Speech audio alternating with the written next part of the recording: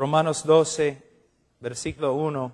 Así que, hermanos, os ruego por las misericordias de Dios que presentéis vuestros cuerpos en sacrificio vivo, santo, agradable a Dios, que es vuestro culto racional. No os conforméis a este siglo, sino transformaos por medio de la renovación de vuestro entendimiento, para que comprobéis cuál sea la buena voluntad de Dios, agradable y perfecta.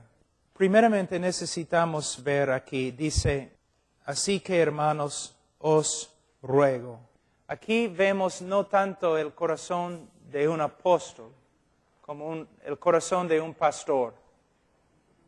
Hermanos, el ministro de Dios debe tener pasión. De un sentido debemos sufrir dentro de nuestro corazón. Cuando predicamos el Evangelio a los incrédulos, debemos hacerlo con pasión. No una pasión que tienes que fingir. Si tienes que fingirla, entonces tu corazón está mal. Vivimos en un mundo caído. Personas muriendo y yendo al infierno. El terremoto, 400 y pico personas muriendo. ¿Pensaste en el infierno cuando escuchaste ese número? La mayoría de ellos no conocieron a Cristo, probablemente. Entonces, cuando predicamos, debemos predicar rogando. No manipulando, pero rogando. Y no solamente rogando a los incrédulos, pero también debemos rogar con pasión a los hermanos.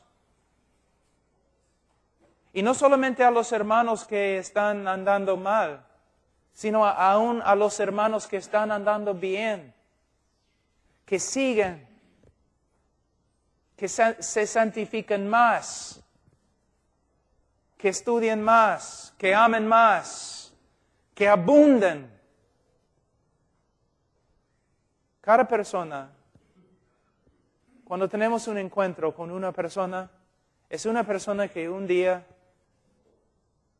va a ser un ser glorificado o una persona en el infierno. Vivimos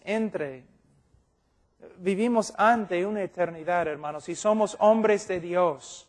Cuando miramos al pueblo de Dios, cuando miramos a los incrédulos, debemos llorar. Nosotros tenemos una tarea muy, muy difícil. Constantemente estamos viendo personas que no conocen a Cristo y hermanos que necesitan ser motivados. Yo viajo por muchas partes del mundo, trabajamos en Asia, en la ventana 1040. No millones, 1,000 millones de personas que no han escuchado el Evangelio. O vamos a un lugar en África, las sectas están avanzando más que nosotros. Un hombre que vive porque quiere ganar riqueza es un tonto. Un hombre que quiere tener una vida fácil es un tonto. Pero nosotros tenemos el privilegio de vivir y morir por Cristo. Cuando predico, siempre predico pensando en la eternidad. Cuando testifico pensando en la eternidad. Y cuando predico a los hermanos, sí, son hermanos, gloria a Dios, pero también serán juzgados. También necesitan crecer, necesitan motivación. Y Pablo era un hombre lleno de pasión. Él dice, así que hermanos, os ruego por las misericordias de Dios que presentéis vuestros cuerpos en sacrificio vivo. Pablo está pidiendo a los hermanos que le den su vida a Cristo. La cosa más preciosa que el hombre tiene es su vida. Es la cosa más preciosa. Aún el diablo sabe eso, porque cuando el diablo estaba discutiendo con Dios en el libro de Job, él dijo básicamente, sí, has quitado muchas cosas de Job, pero ataca su vida, su misma vida, y vas a ver que te va a negar. La vida es preciosa, pero Pablo está rogando a los hermanos que pierden su vida por causa de Cristo.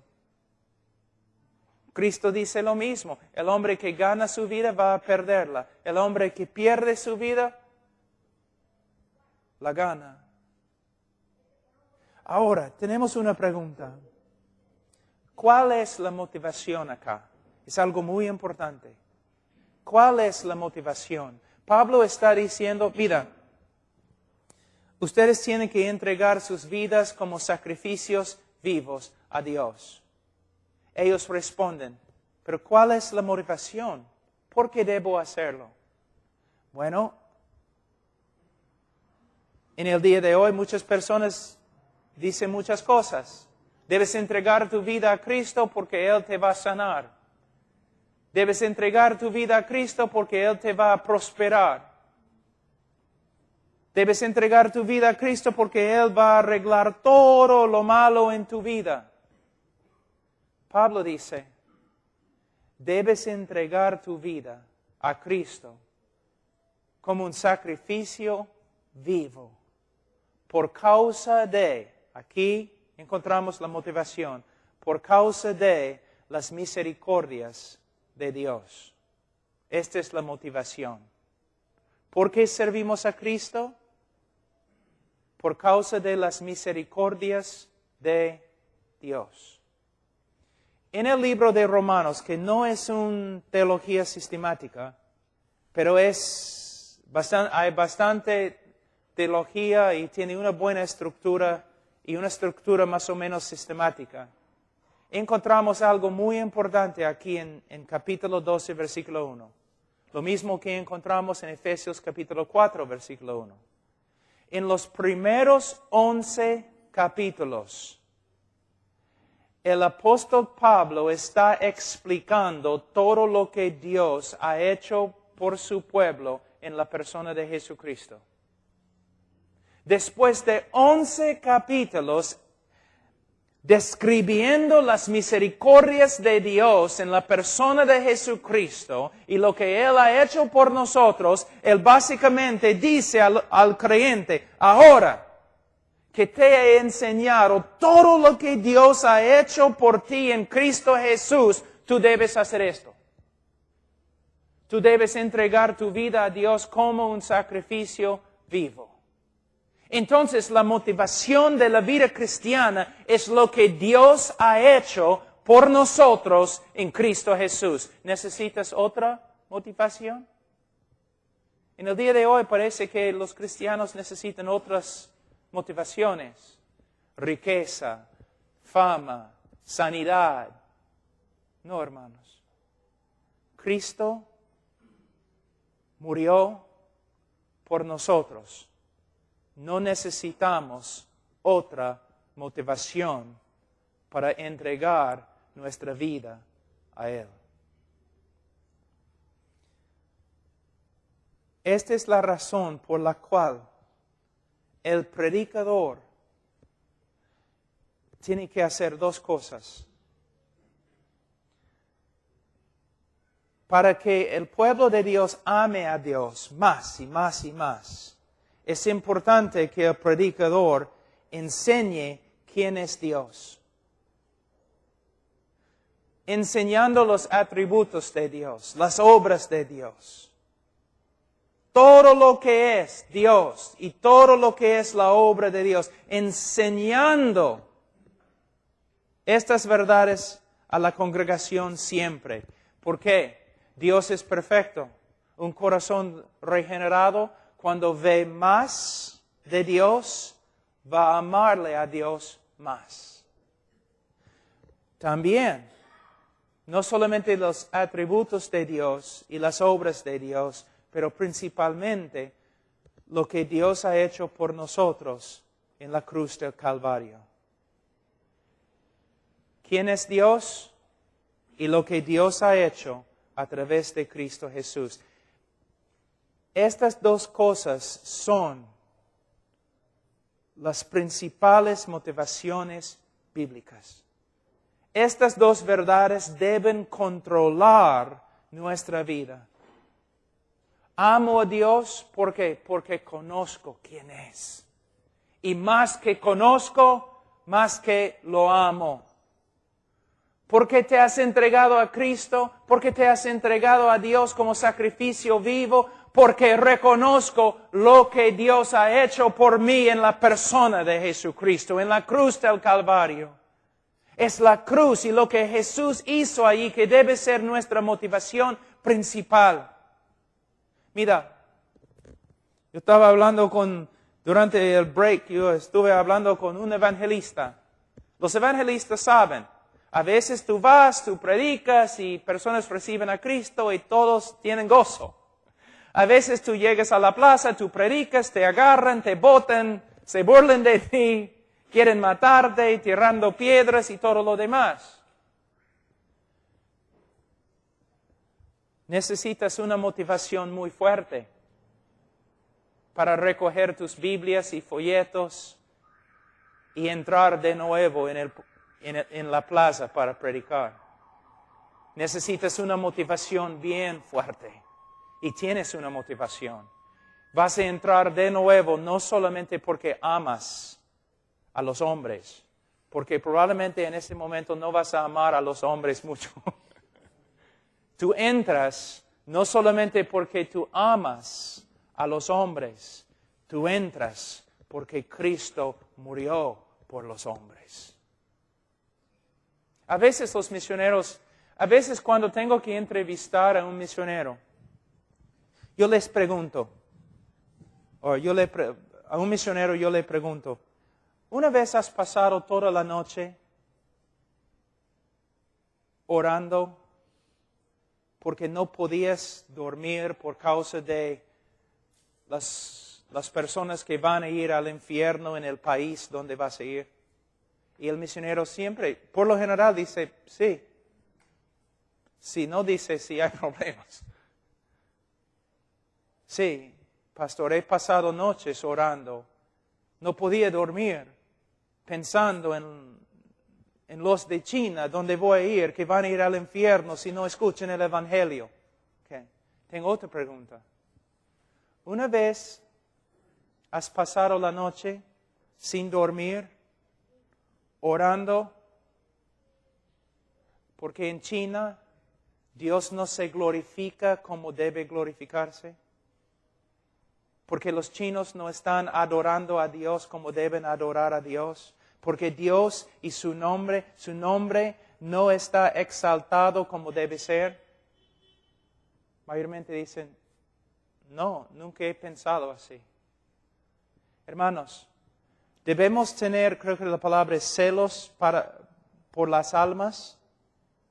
Sí, pero más debemos tener celos por la gloria de Dios. Dios no se glorifica. Tú mires un lugar bien bravo, ¿no? La Victoria, Gamarra, algún sitio así. Tú comienzas a orar. No solamente debes pensar, y no principalmente debes pensar, yo voy a ir allí porque hay almas que están, perdiéndose.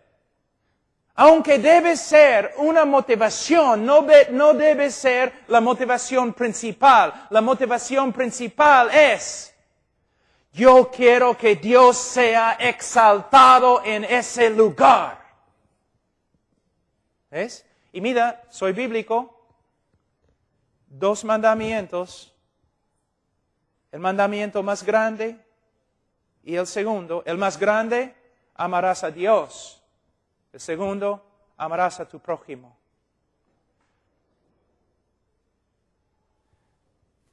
En nuestra misión tenemos una lema, sería la palabra, que dice que su nombre sea grande entre las naciones. Yo amo las almas Y quiero ver la salvación de todos. Pero la motivación principal no es el hombre, es la gloria de Dios. En su orden, hermanos. Y para motivar, ¿por qué debo amar a mi esposa? ¿Por qué debo ser fiel a mi esposa? Porque Cristo murió por mí. ¿Por qué no debo mentir? Porque Cristo murió por mí. ¿Por qué debo servir en la iglesia? Cristo murió por mí. ¿Por qué debo servir aunque nadie me aprecie? Porque Cristo murió por mí. Es la cosa que debe controlar nuestra vida, las misericordias de Dios en la persona de Jesucristo. ¿Cuán fuerte es la motivación? Sí, estás profundizando lo que Dios ha hecho por ti en la cruz del Calvario. Voy a volver un ratito al comienzo. Es una cosa saber, Cristo murió por mis pecados. Sí, qué verdad. Pero es otra cosa profundizar lo que significa. A pasar una vida tratando de comprender esta gran cosa que Dios ha hecho. Cristo murió por mí. Sí, los soldados lo clavaron a una cruz. Sí. Pero más, Cristo murió por mí. Llevó mi pecado. Llegó a ser pecado. Llegó a ser una maldición. El Padre lo abandonó y el Padre lo quebrantó bajo su ira. Ahora, ¿por mí? ¿Por mí? Cristo llevó mi pecado. Pero cuando comienzas a estudiar lo que es el pecado y cuán horrible que es, el decir Cristo murió por mi pecado, tiene un significado más profundo. ¿Ves? Entonces, la razón por la cual debemos estar enseñando los atributos de Dios es para que el pueblo comprenda quién es Dios y sea motivado por lo que saben acerca de Él. La falta de conocimiento de Dios mata al pueblo de Dios. ¿Cómo van a amar a alguien que no conocen? Muchos tienen conceptos de Dios, aún hermanos tienen conceptos de Dios que son tan antibíblicos. Dios para ellos es como Papá Noel. Entonces, nosotros somos como los mineros que bajan en la tierra y luchan y trabajan para traer oro a la superficie. De la misma forma, nosotros como pastores debemos estar allí estudiando quién es Dios, qué significa omnisciencia, ¿qué significa soberanía? ¿Qué significa el amor de Dios? ¿Qué significa misericordia? ¿Qué significa? Estudiando para mostrar a los hermanos, para que ellos puedan glorificar a Dios también. Es nuestro trabajo. No simplemente enseñar lo que debemos o no debemos hacer, sino enseñarles por qué. Siempre investigando quién es Dios y mostrando a los hermanos lo que hemos encontrado.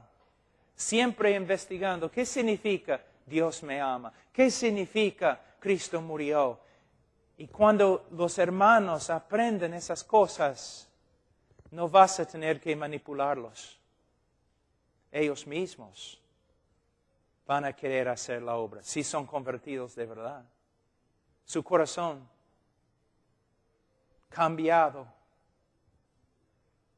no va a poder resistir tanto amor. Muchas veces empujamos a los hermanos o tratamos de motivar a los hermanos en vez de mostrando a los hermanos quién es Dios y lo que Dios ha hecho por ellos. Y es difícil, se requiere bastante estudio. Una cosa yo iba a decirles. Ustedes saben que para morir por nuestros pecados, Cristo tuvo que ser hombre, ¿no es cierto? La sangre de cabríos y toros no puede satisfacer la justicia de Dios. El que murió tenía que ser hombre. Adán, el hombre cayó. El hombre merece morir. Solo un hombre puede morir por un hombre. Cristo tenía que ser hombre. Pero a la vez, el que murió tenía que ser Dios. ¿Te das cuenta? ¿Por qué? ¿Por qué tenía que ser Dios? Algunos dicen, no, la razón por la cual Cristo murió es que no había ningún hombre perfecto para morir por el hombre. Un hombre perfecto, solamente hombre, no podría haber muerto por nosotros. No habría sido suficiente. Cristo tenía que ser hombre y morir como hombre, y Cristo tenía que ser a la vez Dios. Algunas razones. Primeramente, ¿qué dice Jonás? No Barbieri, el otro. Jonás Barbieri dice un montón de cosas. Pero ¿qué dice Jonás? La salvación es de ¿quién? Jehová. Esta es la razón por la cual la doctrina de los testigos sin Jehová es tan horrible. ¿Por qué es horrible? Porque ellos niegan la verdad que la salvación es de Jehová. Ellos dicen básicamente que Jehová creó una criatura inocente y mandó esa criatura para que muriese por nosotros. Pero la Biblia dice salvación es de Jehová. El Salvador no solamente tiene que ser hombre, tiene que ser Dios. Porque Jehová es Salvador y Él no comparte este título con nadie. Tenía que ser Dios. Otra cosa, el que murió tenía que dar su vida. Quizás nunca has pensado así. El que murió tenía que dar su vida. Tengo una pregunta. ¿Quién tiene vida en sí mismo? ¿El hombre tiene vida en sí mismo? No, su vida es prestada. Proviene de Dios. ¿Un ángel tiene vida en sí mismo? No. Su vida proviene de Dios. Si Dios corta la vida, el ángel va a perecer. Si Dios corta la vida, el hombre va a morir. Yo no tengo vida en mí mismo. La vida que tengo es prestada. Los ángeles no viven por sí mismos. Ellos reciben vida de Dios. El que muere tiene que dar su vida. Cristo dijo, yo tengo vida en mí mismo. Y yo tengo la autoridad de echar mi vida y retomar mi vida. ¿Ves? El que muere en la cruz tiene que ser Dios. Otra cosa, ¿quién puede morir bajo la ira de Dios y sobrevivir? La ira de Dios. Las montañas se derriten ante la ira de Dios. Los mares se secan ante la ira de Dios. ¿Quién puede morir y resucitar después de haber sufrido la ira de Dios?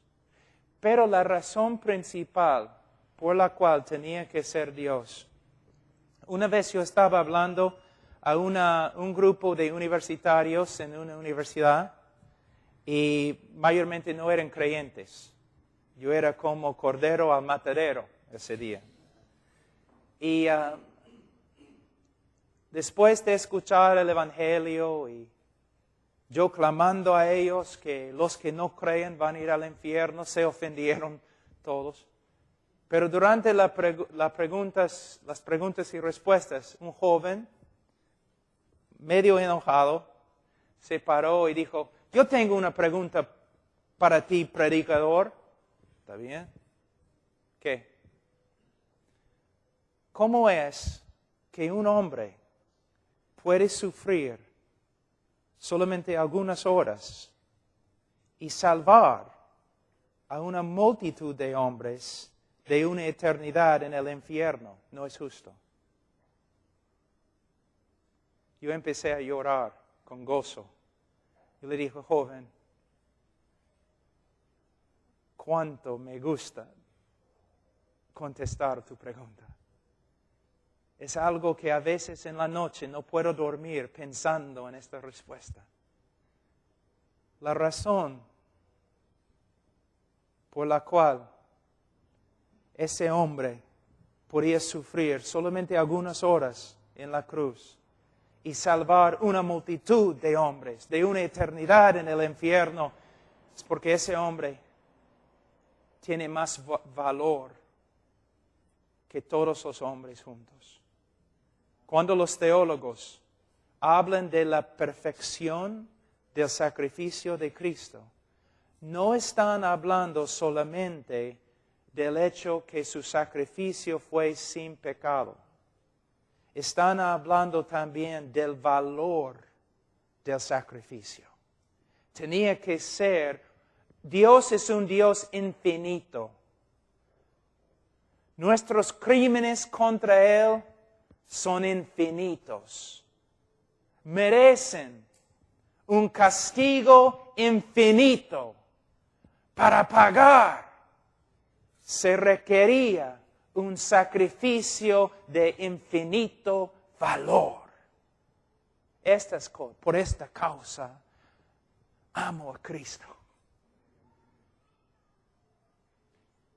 Esta es la razón. ¿Quema tu corazón en este momento? El mío quema, se quema. Con gozo, Cristo, wow. Mira lo que Dios ha hecho. Mira quién es Dios. Quiero servirle, quiero testificar, quiero caminar en la santidad. Tu congregación necesita lo mismo. Necesitan aprender de la grandeza de Dios para que puedan, con corazones de fuego, servirle. Necesitan más que simplemente tú debes amar a Dios, debes amar más a Dios. Tienes que mostrarles quién es Dios para que puedan amarle más. Ahora, Él dice que presentéis vuestros cuerpos. Hermanos, a veces en una campaña evangelística personas pasan adelante y algunos pasan adelante diciendo, mira, me he convertido o quiero convertirme. Está bien. Gloria a Dios. Algunos pasan adelante, dicen, no quiero convertirme, solamente quiero rededicarme. ¿Ok? ¿Es posible? Sí, pero ten cuidado. Ten mucho cuidado. Por causa del evangelismo superficial y la creencia fácil, es muy posible que el Espíritu Santo está obrando a través de la prédica y esta persona de verdad simplemente se está rededicando. Es posible. Pero también es muy posible que esta persona es la primera vez que de verdad ha escuchado el Evangelio y no se está rededicando, sino justo se convirtió. ¿Me entienden, hermanos? Hay que tener bastante cuidado. ¿Una persona puede rededicarse en una campaña evangelística? Por supuesto. Pero si eres el evangelista y una persona pasa adelante diciendo quiero rededicarme, debes tener cuidado con él. Porque no puedes asumir o presumir que ya ha escuchado el Evangelio presentado correctamente. No puedes. Porque hay mucho Evangelio no muy bíblico.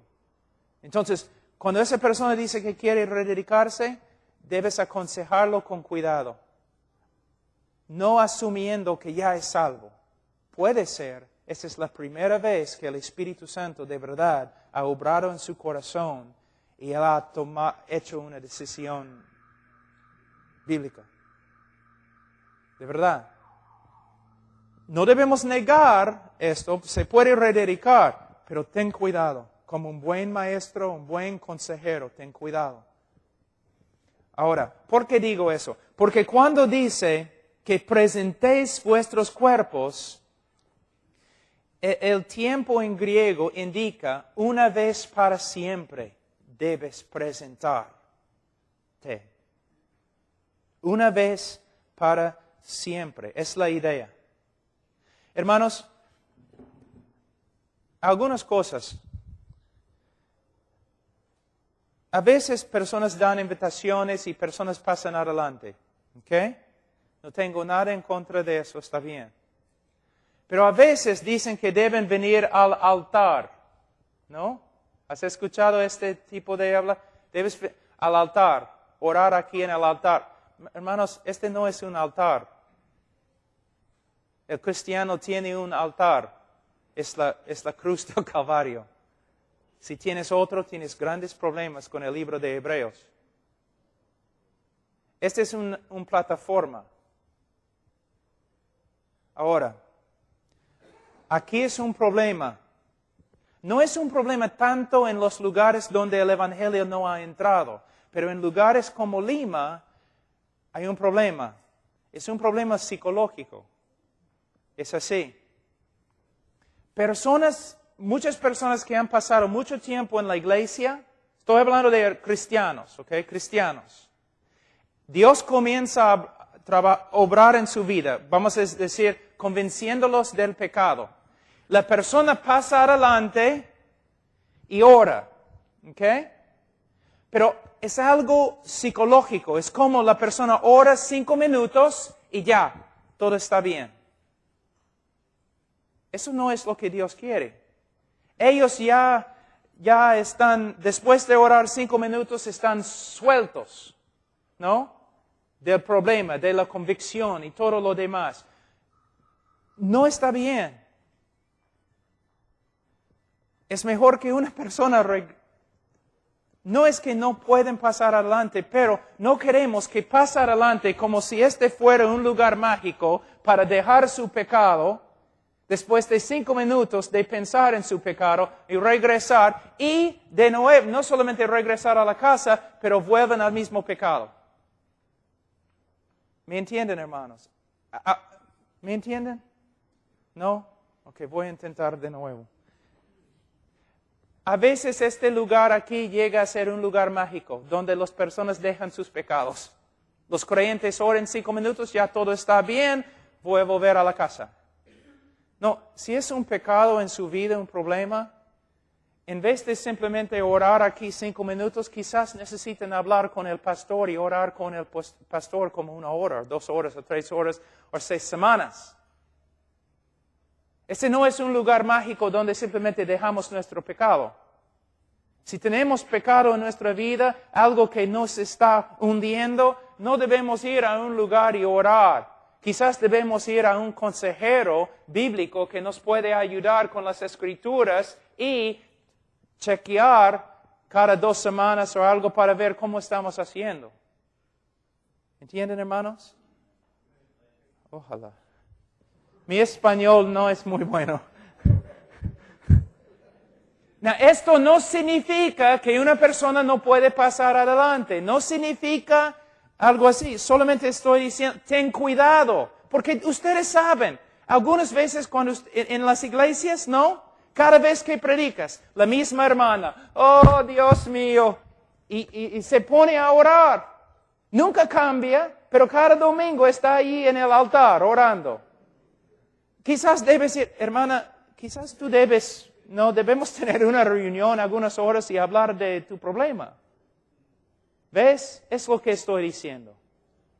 También, no entre los incrédulos, pero entre los hermanos. Si estás predicando y hay un hermano que constantemente viene para rededicar su vida, hay problemas. Pero vemos esto, ¿no es cierto? En la iglesia. Si yo veo una persona que constantemente está pasando adelante para rededicarse, yo empiezo a pensar, quizás esta persona no conoce a Cristo. O, si conoce a Cristo, tiene algunas ideas no bíblicas.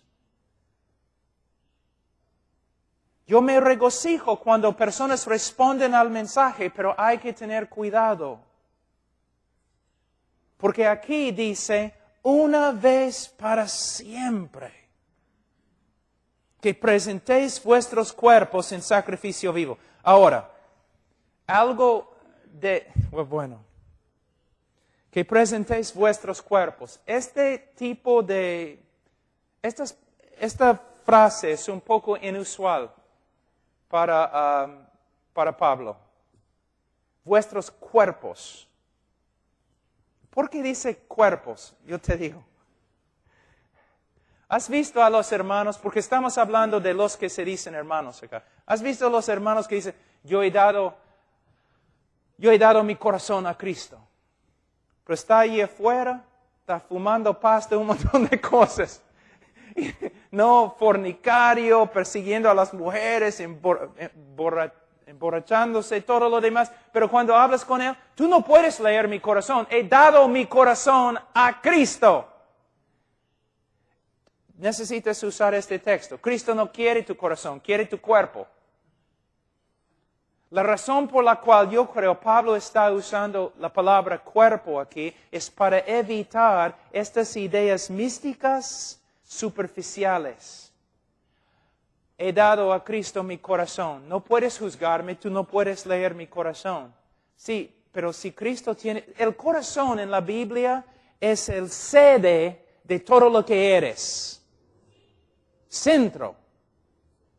Epicentro, eje de todo lo que eres. El corazón es tu naturaleza, es quien eres. Si Cristo de verdad tiene tu corazón, Él va a tener tu lengua, y tus manos, y tus ojos, y todo lo demás. Entonces, Pablo está diciendo, tienes que presentar tu cuerpo, todo lo que eres. El hebreo no era como el griego. El griego dividía todo, ¿no?, la esencia del ser humano en un montón de diferentes cosas. El hebreo no. Cuerpo. El hombre entero tienes que entregar a Él. Ahora, aunque parece elemental o para niños, vamos a hablar de algunas cosas. Yo debo presentarle mi cuerpo. Mi mente pertenece a Él. Yo no tengo el derecho de pensar de una manera no bíblica. Yo debo renovar mi mente con la palabra de Dios. Mis ojos, aquí es el problema para los hombres. De verdad. Los jóvenes vienen a mí y dicen, mi corazón, pastor, ayúdame, mi corazón está lleno de tantos pensamientos no feos y horribles acerca de chicas y todo lo demás. Yo solamente tengo que preguntarles, ¿qué estás mirando? ¿Qué estás mirando? Tus ojos pertenecen a Cristo. No me importa si tienes que ponerte una bolsa sobre tu cabeza. Tus ojos pertenecen a... Pastores, mira, ¿sabe la razón por la cual muchos hombres no pueden ser buenos esposos y no pueden amar a sus esposas como deben? Es porque están viendo a otras mujeres en el televisor y otras así, y están comparando su propia esposa con esas mujeres.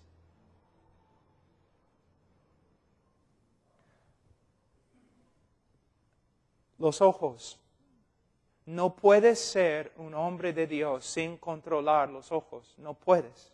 No puedes, no puedes, olvídate. No me importa cuán inteligente que seas, los ojos. Hay lugares, hay tiendas, estas grandes tiendas en Estados Unidos que se llaman malls, like Jockey Plaza. Yo no voy. Simplemente porque si voy, va a haber pósters, avisos bien grandes con chicas semidesnudas. Yo soy hombre de Dios. No voy. O si voy, voy así.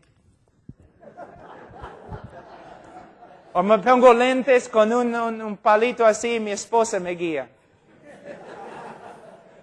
Pero hermanos, mira, un violinista, un viejo famosísimo en Europa, tocó en su último concierto. Y después de tocar, un joven violinista se le acercó y dijo, Señor, yo daría mi vida para tocar como tú. Y él dijo, he dado mi vida para tocar como toco. Hay hombres de Dios, evangelistas, predicadores, pastores, maestros. Tú puedes ver que son diferentes. De verdad. Dwight L. Moody, Carlos Spurgeon, aún hoy día hay. Tú sabes, hay algo diferente. ¿Sabe qué? Han dado su vida. Ellos dicen, no voy a mirar, no puedo, porque si lo hago voy a contristar el Espíritu Santo que obra poderosamente en mí. Hay que tomar una decisión. No solamente los incrédulos, algunos creyentes necesitan hacer decisiones. Hay algunas cosas que pueden estorbar tu ministerio. No sé cómo funciona la soberanía de Dios por acá, el cristiano y su voluntad por acá, no sé cómo, no sé. Pero solamente yo sé esto, Dios es soberano.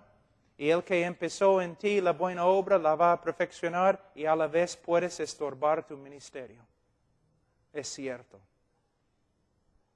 Y mayormente es por la falta de santidad. Los ojos, los oídos,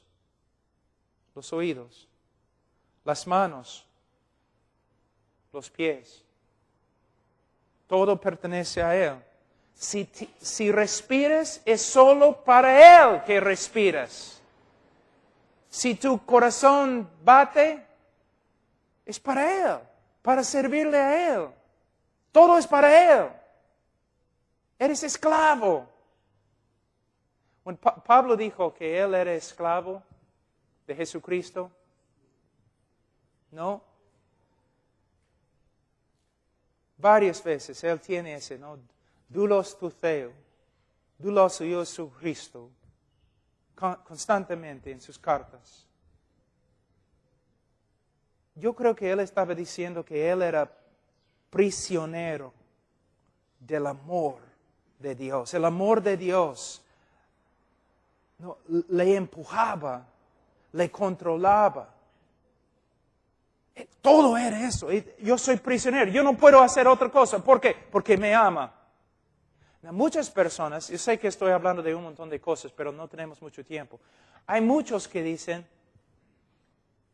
yo hago esto porque amo a Jesús. ¿Okay? Yo hago esto porque amo a Jesús. Y está bien, pero no es la motivación principal, porque a veces no amas a Jesús. Y muchas veces tu amor para con Jesús es muy débil. Es mejor decir, yo hago esto porque Jesús me ama. Entonces la motivación es constante y nunca cambia. Es el amor. A veces en las Escrituras, en el griego, tenemos, ¿cómo es la palabra? Algo como el amor de Jesús o el amor de Dios. Pero se puede traducir de dos formas. El amor de Jesús puede significar el amor que una persona tiene para con Jesús, o puede significar el amor que Jesús tiene para una persona. Pero la motivación más constante es cuando pensamos no en nuestro gran amor para Jesús, sino el gran amor de Jesús para nosotros.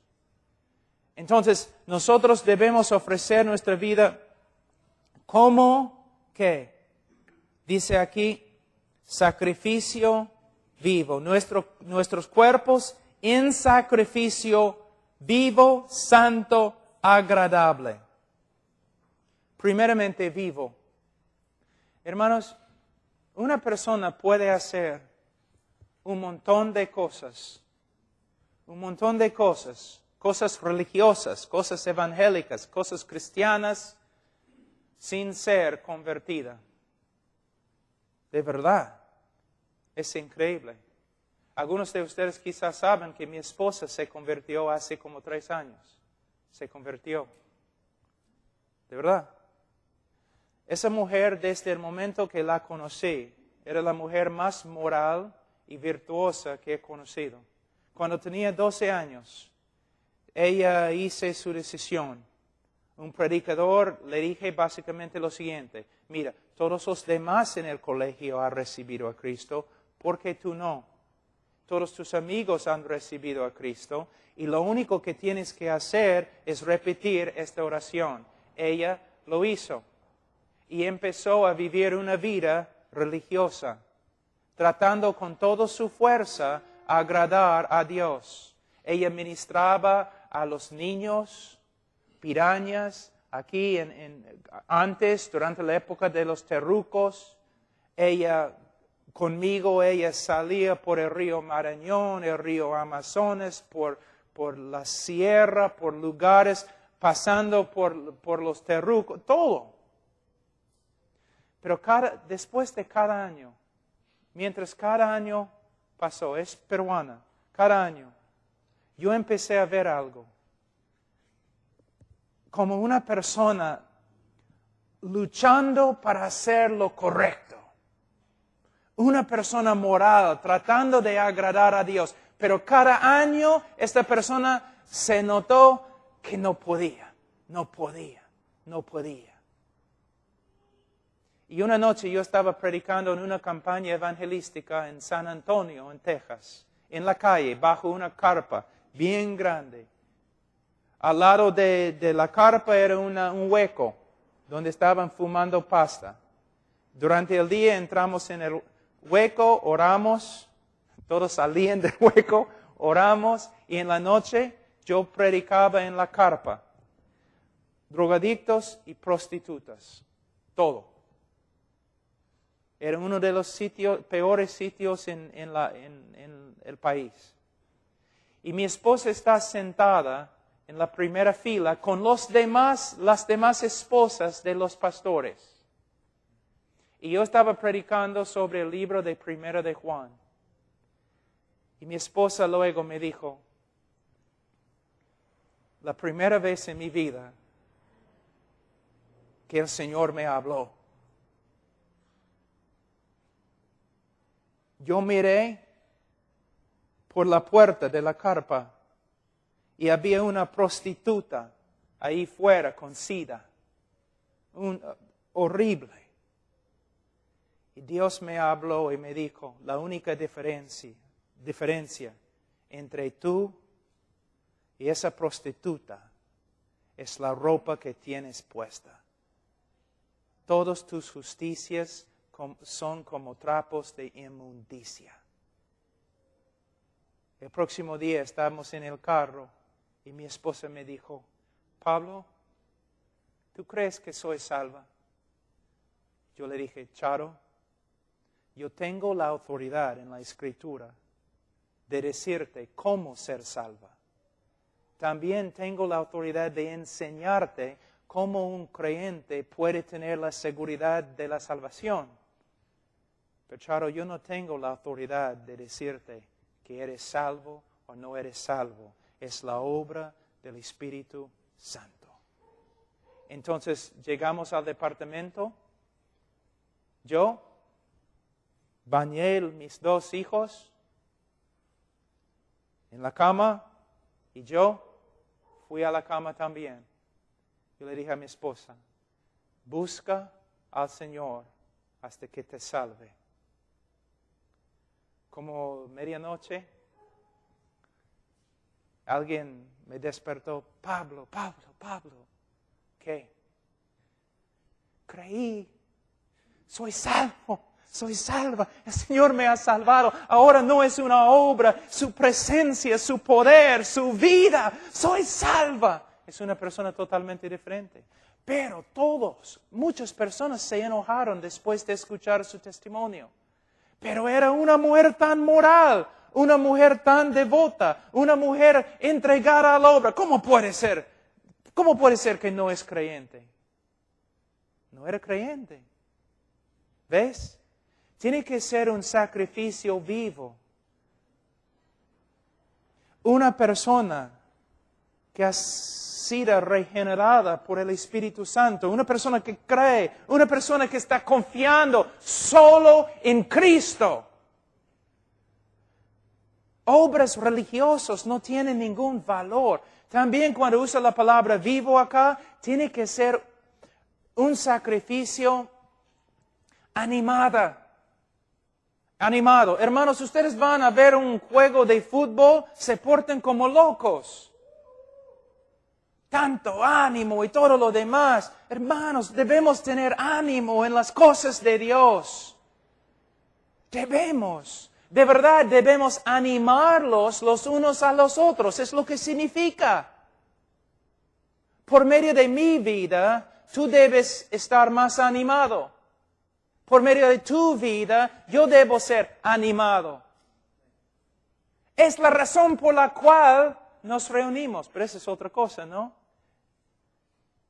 Ya has venido, todos han venido a la iglesia esta noche. Gloria a Dios. ¿Y para qué? ¿Solamente para recibir? No, nos congregamos no solamente para escuchar un sermón y no solamente para cantar como un grupo. Debemos congregarnos para animarnos los unos a los otros. Hay un ministerio grande que no se hace en la iglesia en el día de hoy. Los miembros vienen para recibir, nada más. Pero tenemos que crear puertas abiertas para que puedan ministrar. Es lo que, una de las cosas los carismáticos hacen, y de verdad no soy carismático. Pero mira, voy a mostrarles esta diferencia. Los carismáticos empezaron con las células, ¿no? Primero los terrucos, luego los carismáticos. Ok. Tienen sus células. ¿Y qué pasó? Con sus células, sus células comenzaron a crecer y multiplicarse. Los bautistas dijeron, entonces necesitamos hacer células también. Nada. ¿Sabe por qué? Yo te digo por qué. La razón por la cual las células fracasaron. Esa es la razón.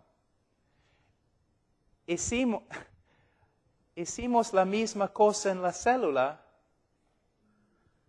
que hicimos en el culto. De nuevo, es solamente más pequeño. Ok, una célula de 10 personas. Ustedes se sientan allí, no hagan nada, yo voy a predicarles. Los carismáticos en sus células, ¿qué pasa? Todos están ministrando. Todos están edificando. Caramba. Doctrina errónea, de verdad. Pero había una cosa que estaban haciendo correctamente. Estaban ministrándose los unos a los otros. Y por eso la célula, vida. Pero los bautistas, las células eran solamente un pequeño culto. Con un hombre ministrando, quizás un director de música y todo. ¿Ves? Todos, yo no estoy de acuerdo con esas ideas de todo eso que, cuando yo digo don del Espíritu Santo, yo quiero decir algo completamente diferente que los carismáticos. Pero los hermanos tienen dones. De verdad. Y deben estar ministrando conforme a sus dones. Y nosotros tenemos que abrir una puerta para que lo hagan. Las células no fracasaron, lo que fracasó nuestra manera de hacerlas. Ahora, dice, sacrificio vivo, santo. Hermanos, yo voy a darles un ejemplo de cómo hemos bajado el estándar.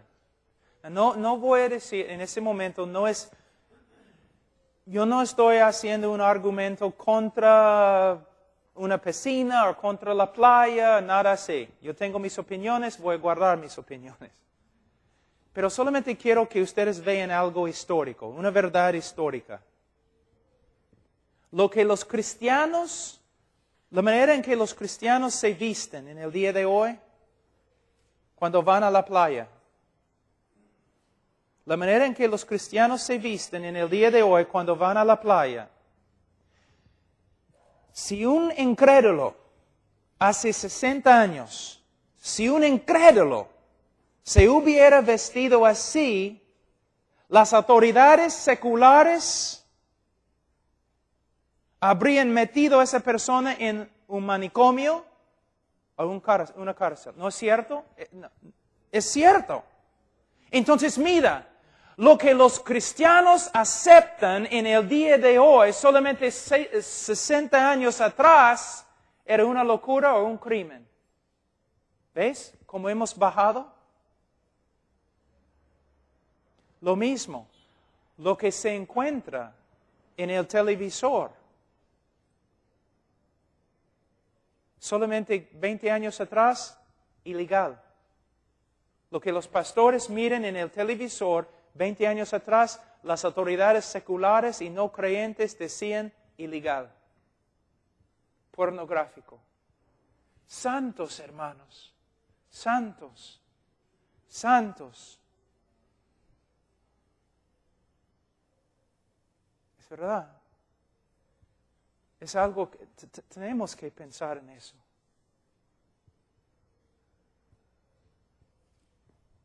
No hay manera de pasar por alto este tema. Dios es un Dios santo. Y para los creyentes, la santidad no debe ser una carga. Debe ser un gozo. Ahora, vamos a hablar un ratito de la santidad. Voy a mostrarles algo interesante acerca de, palabras. Palabras tienen significado. Diferentes palabras tienen diferentes significados.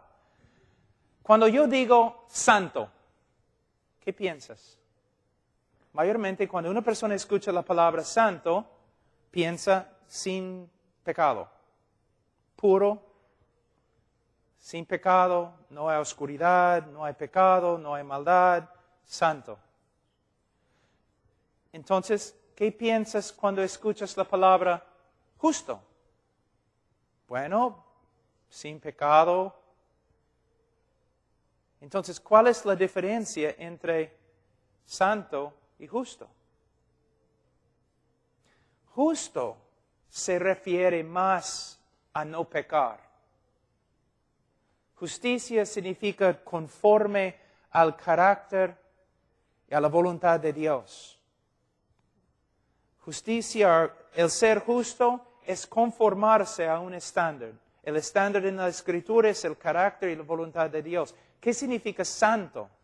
Santo no significa principalmente sin pecado. La palabra santo proviene de una palabra hebrea que significa cortar. Cortado. Imagínate una zanahoria. Tu esposa no corta así.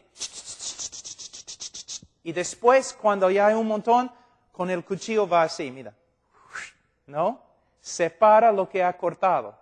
De allí corta y separa.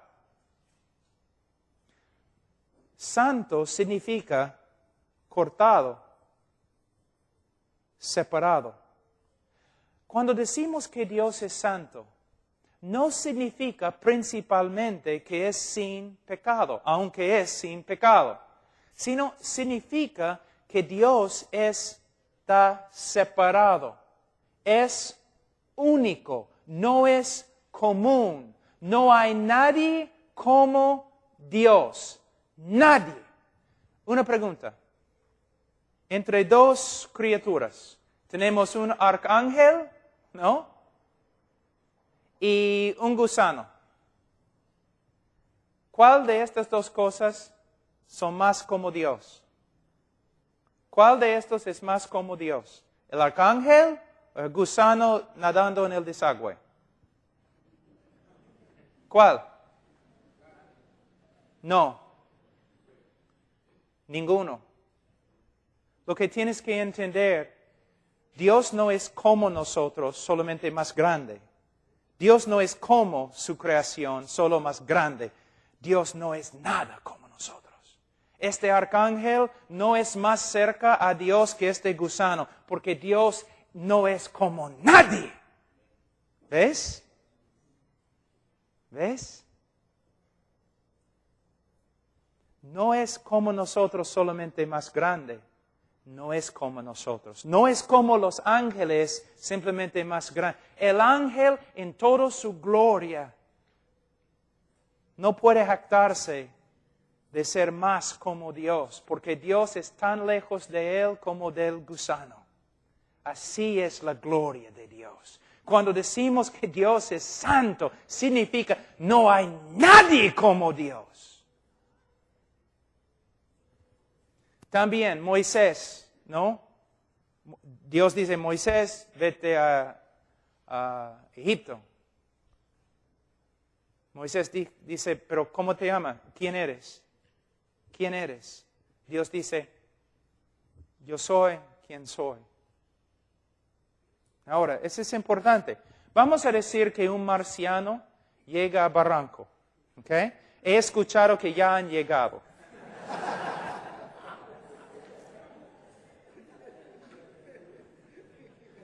Yo vi uno anoche con su pelo así y todo. Aretes por todos lados. Ok, vamos a decir que hay un marciano y entra acá y me dice, Pablo, ¿quién eres? Yo digo, bueno, yo soy como él. Y yo soy como él. Yo soy como él. Yo soy como él. Hay un montón de ilustraciones de mí. Hay muchos como yo. Entonces yo puedo decir, yo soy como él. Cuando Moisés preguntó a Dios, Dios, ¿quién eres? Yo soy como soy. No hay nadie como mí. Pero hace 2000 años alguien preguntó, Dios, ¿quién eres? Y Dios dijo, yo soy como él, señalando a Jesucristo. Entonces, cuando dice que Dios es santo, significa que es totalmente separado. ¿Sabe qué? No es bíblico decir Dios es número uno en mi vida. Dios es tu vida. Él no tiene competencia. No hay 2, 3, 4, 5. Él es tu vida. No hay nadie como Él. Y el ser santo no significa simplemente que has dejado todo el mundo para seguir las reglas de Dios. El hombre santo sí obedece, pero ese no es el punto principal. El punto principal es, Él es único para mí. Yo pertenezco a Él. No solamente he dejado el mundo, pero yo he dejado el mundo para tener Él. Un fariseo puede dejar el mundo y puede guardar reglas, pero solamente un corazón como el corazón de David puede decir, solo Dios tengo, nadie más, en la tierra, en el cielo, Él es mío, es todo lo que quiero. Uno que se separa de todo lo demás para tener Él. Esa es santidad. Pero tú dices, así es mi corazón, aunque estoy fornicando. No. Porque si de verdad Dios es la pasión de tu vida, esas cosas no van a ser la pasión de tu vida. Entonces, un sacrificio santo y agradable. Al final, agradable a Él. Bien hecho, siervo fiel. Entra. Ahora, tenemos que apurarnos, dice, que es vuestro culto racional. No es racional dar tu vida para seguir a un hombre. No es racional, es una secta. Es lo que pasa en las sectas. ¿No? Un montón de gente siguiendo a un hombre falible. No es racional, pero sí es racional perder tu vida por causa de Cristo. Es lo único racional que puedes hacer. No hay otra cosa racional. Una persona dice que soy creyente, pero vivo en el mundo. No es racional. Soy creyente, pero voy a seguir los deseos de este mundo. No es racional. Es racional si uno dice, yo creo en Cristo, le doy mi vida. Le doy mi vida. Muchas personas quieren tener un poquito de religión, ¿no? Un poquito del evangelio. A veces los predicadores, ay caramba, en Estados Unidos, ellos dicen cosas así. Hablando a los incrédulos, ¿ya? Campaña evangelística. Ustedes tienen una buena vida. Tienen casas bonitas y carros bonitos. Tienes una buena esposa y sus hijos son muy inteligentes y fuertes. Ustedes tienen una buena vida. Solamente les falta una sola cosita. Ustedes necesitan a Jesús. Ahí entonces tu vida va a ser perfecta. Blasfemia. Cristo no es una cosita que necesitas para cumplir todo lo demás. Si no tienes Cristo, no tienes nada. Nada. Nada. Ustedes saben, los que son casados, tu esposa no puede comprar un vestido. Solo un vestido. Porque un vestido necesita correo. Y un correo necesita zapatos. Y zapatos necesitan un sombrero, algo, y una bolsa así. Y al final ya tienes que vender tu carro y todo lo demás.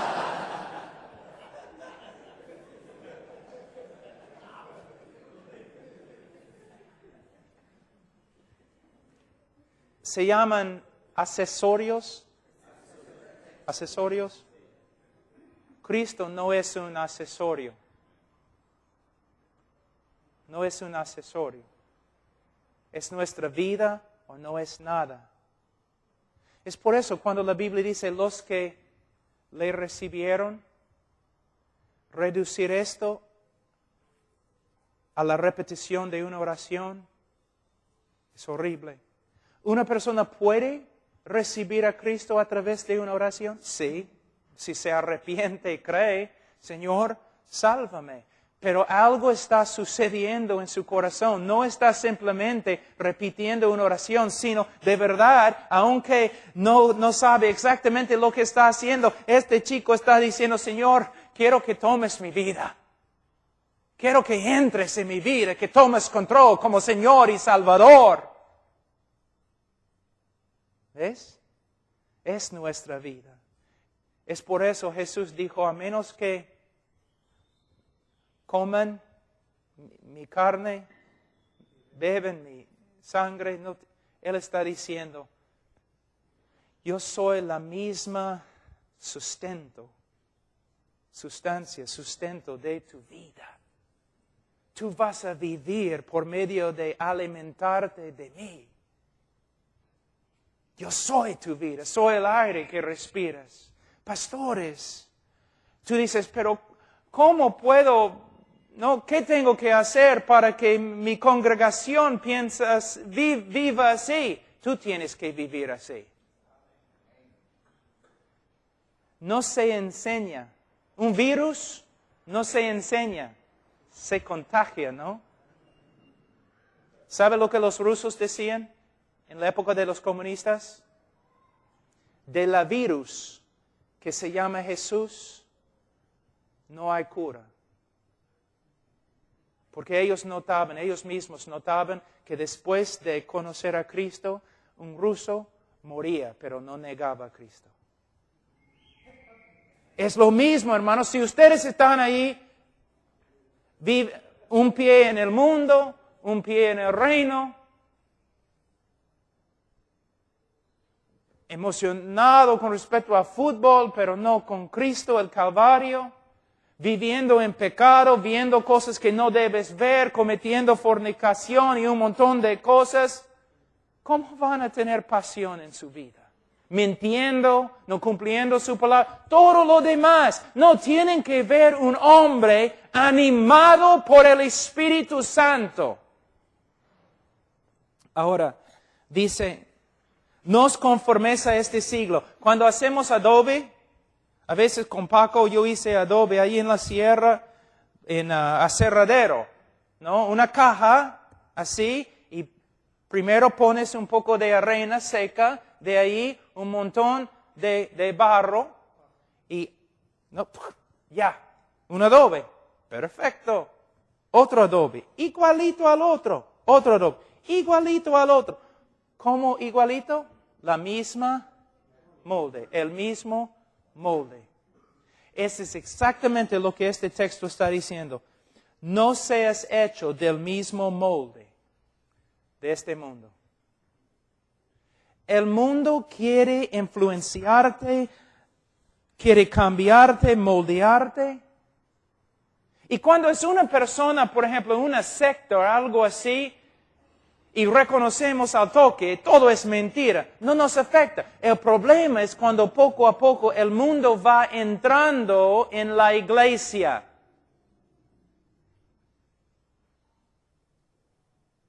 Por medio de psicología, por medio de cultura, por medio de un montón de cosas.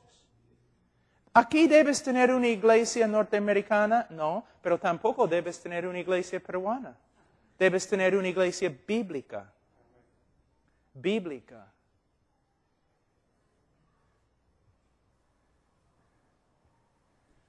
Hermanos, Martín no debería haberlo hecho, pero me mostró un montón de videos por el internet de este Marcos Witt y todo eso. Era un escándalo, hermanos. Un escándalo.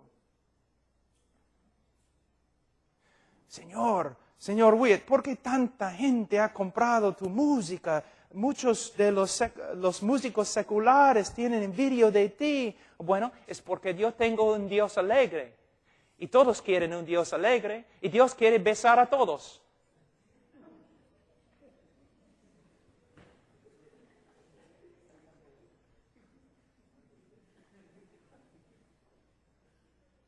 No sé qué hacer ahora.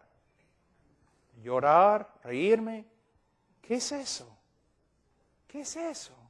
Es lo que el mundo está viendo.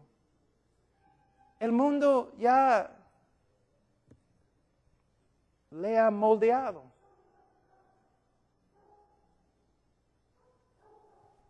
Hermanos, yo veo entre las iglesias bautistas lo mismo. Hermanos, no hacemos algo porque funciona. Hacemos algo porque es bíblico. Las sectas usan cosas porque funcionan, pero nosotros nos preocupamos más por la verdad. Yo recuerdo un director de música una vez, y él me dijo, pastor, muchos hermanos están diciendo un montón de cosas acerca de la música, no están a favor de la música. ¿Puedo hablar con ellos? Y era un hombre de Dios, entonces yo decía, claro, ¿no? Yo confío en ti. Entonces se paró y dijo, muchos de ustedes me dicen que no quieren cantar los himnos y que ustedes quieren música más movida y que ustedes no han sido bendecidos por la música que tocamos acá. Como el director de música solamente me gustaría decir no me importa, porque la música en esta iglesia no es para ti, es para el Señor. Y la música que cantamos acá va a ser música bíblica, con un mensaje bíblico, y que produce santidad en nosotros y no simplemente movimientos. Si quiero movimientos, voy a bailar salsa. Yo sé cómo hacerlo. Cuba me enseñó.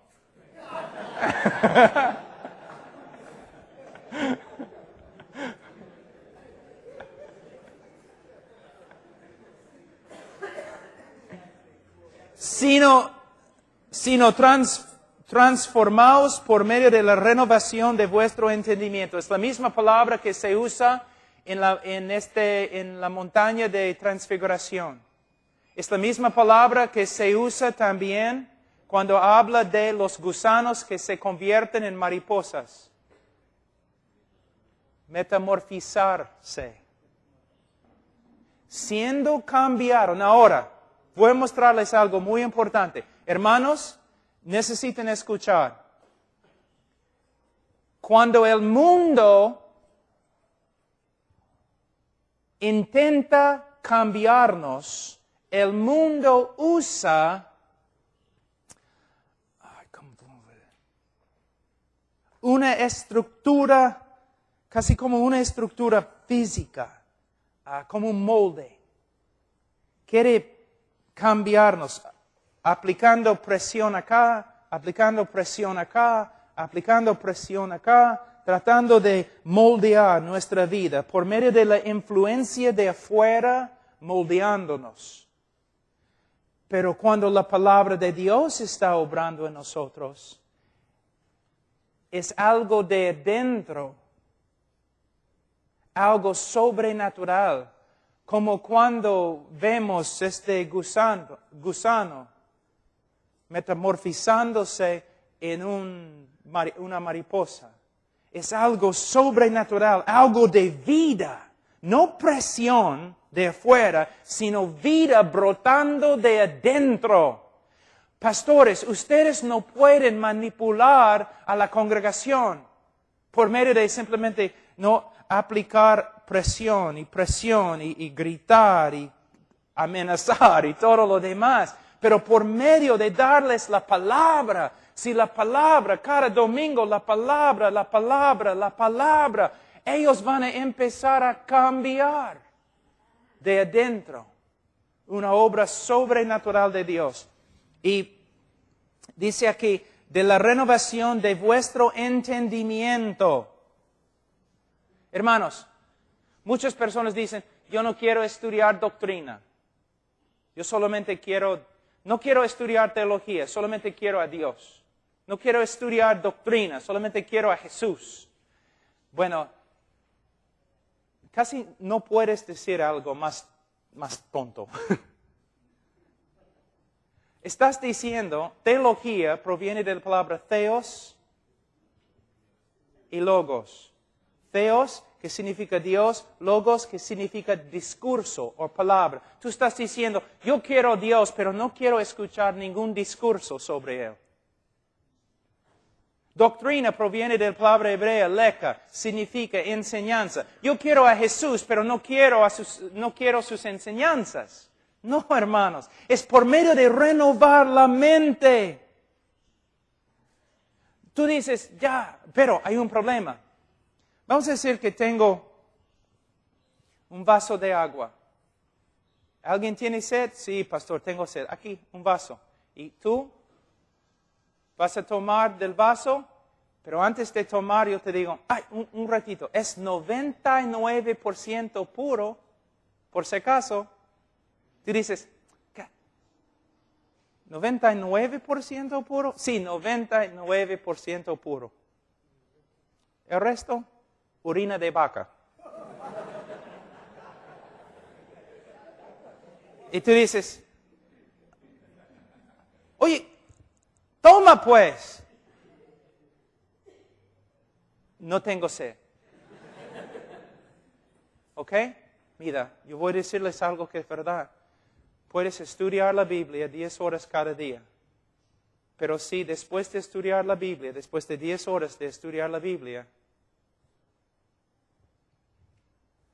tú te fijas en algo mundano, probablemente vas a contaminar todo lo que has hecho.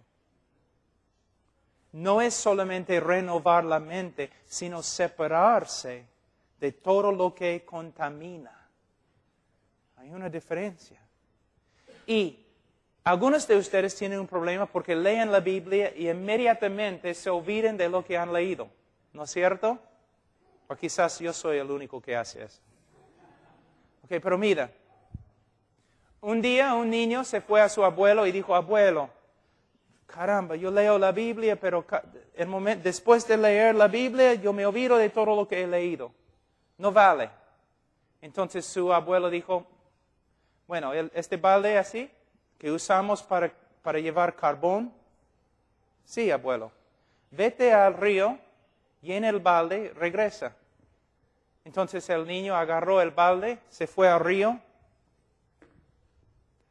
lo llenó de agua, regresó. Pero mientras estaba regresando había huecos, un montón de huecos en el balde. Entonces regresó, dijo, caramba, no hay agua porque hay huecos por todos lados. El abogado dijo, vete al río de nuevo. Se fue al río de nuevo, un montón de agua en el balde, regresó a su abuelo de nuevo. No hay agua, no vale hacer esto porque no hay agua, hay huecos. Él dijo, mire dentro del balde. Miró dentro, limpio. Aun cuando no entendemos lo que leemos, aun cuando no recordamos de lo que leemos, la palabra de Dios nos limpia. Y la Biblia no dice, lee la Biblia solamente si puedes recordar lo que has leído. Dice, lee la Biblia. Tu vida depende de ella. Pero no vale leer la Biblia si vas a contaminarte con todo lo demás en el mundo. Hay una doctrina de separación que uno tiene que practicar. Ahora, para que comprobéis cuál sea la buena voluntad de Dios, agradable y perfecta. Hay 3 atributos con respecto a la voluntad de Dios. Buena, agradable y perfecta. Yo tengo una enseñanza acerca de la voluntad de Dios para jóvenes y no puedo dar esta enseñanza ahora, pero una parte voy a dar. La voluntad de Dios en este pasaje, solo en este pasaje, tiene 3 atributos. Es buena, es agradable y perfecta. ¿Cómo puedo saber si algo es la voluntad de Dios? Primeramente, voy a poner un poste. Si es la voluntad de Dios, es buena. Esa palabra significa básicamente saludable. Saludable con respecto a mi vida espiritual. Si es la voluntad de Dios, va a ser saludable para mi vida espiritual. Quizás es la voluntad de Dios que me crucifiquen, pero todavía va a ser saludable para mi vida espiritual. Entonces, uno dice, es la voluntad de Dios que tú vayas a esta discoteca con nosotros. No es la voluntad de Dios. No es saludable. No va a promover mi vida espiritual. Segundo, tiene que ser agradable. No agradable a este mundo, sino agradable a Dios. Si no es agradable a Dios, no voy a hacerlo. Tercer poste. Tiene que ser perfecta. Perfecto. La voluntad de Dios es perfecta. Voy a mostrarles cómo funciona. Una chica siempre es una chica. Una chica dice,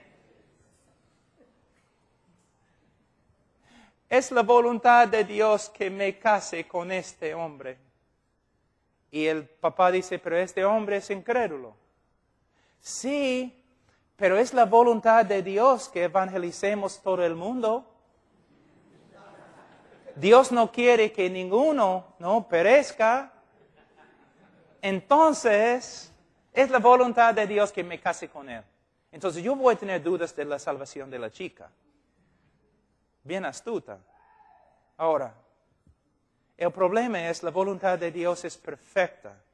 No tienes que violar la voluntad de Dios en una área de tu vida para cumplir la voluntad de Dios en otra área de tu vida. Ella está tratando de cumplir la voluntad de Dios por medio de violar la voluntad de Dios. Es la voluntad de Dios que el chico se salve, pero no es la voluntad de Dios que ella salga con él. ¿Ves?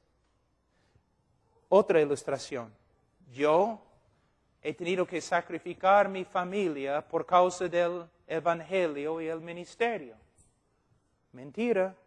Porque si en la providencia de Dios eres casado, estás bajo ciertos mandatos. en las Escrituras, como un hombre casado. Mandamientos que tienes que cumplir. También si el Señor te ha llamado al ministerio, hay algunos mandatos. Estás bajo estos mandatos y tienes que cumplirlos. Cuando tú dices que no puedo cuidar mi familia porque estoy en el ministerio, estás diciendo que la voluntad de Dios no es perfecta. Porque tienes que violar un aspecto de la voluntad de Dios, no cuidar a tu familia, para cumplir la voluntad de Dios, que es ministrar. No. Las dos cosas puedes hacer. Las dos cosas. Y si haces las dos cosas bien, vas a morir joven. Ok. Dios les bendiga, hermanos. Vamos a orar. Padre Santo, te damos gracias por este día, por tu amor y misericordia.